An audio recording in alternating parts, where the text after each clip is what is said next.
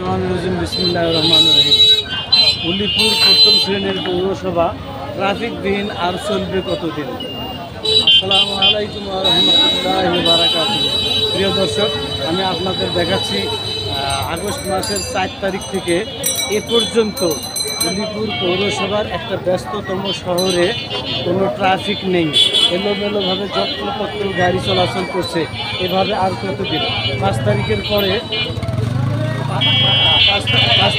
পরে ছাত্ররা কয়েকদিন ট্রাফিকের নিয়ন্ত্রণ করছিল, কিন্তু সেটা দীর্ঘস্থায়ী করা যায়নি, কেননা তাদের তো পড়াশোনা আছে। তারপরে সরকার থেকে ঘোষণা আসলো পৌরসভার মেয়র বিলুপ্ত হয়ে গেল, কিন্তু তাদের আবার কিছু মাস্টার রোডের ট্রাফিকের কাজ করতো, কিন্তু আজকে তারাও এখানে কাউকে দেখানো যাচ্ছে না।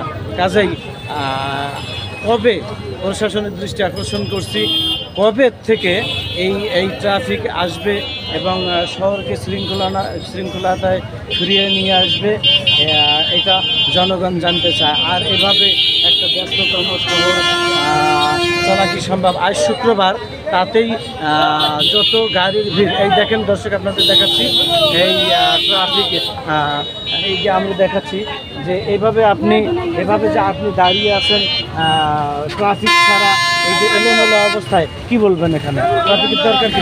ট্রাফিকের কারণে সবসময় রাস্তাঘাটে জাম লাগে।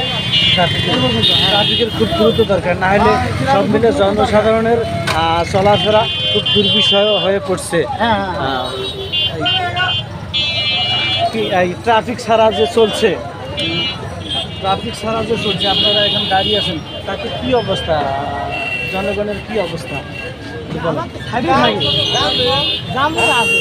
মানে খুব যত দ্রুত সম্ভব প্রশাসনের দৃষ্টি আকর্ষণ করছি যে আমাদের এখানে ট্রাফিক ব্যবস্থা ফিরে নিয়ে আসা হোক এবং শহরের শৃঙ্খলা ফিরিয়ে আনা হোক।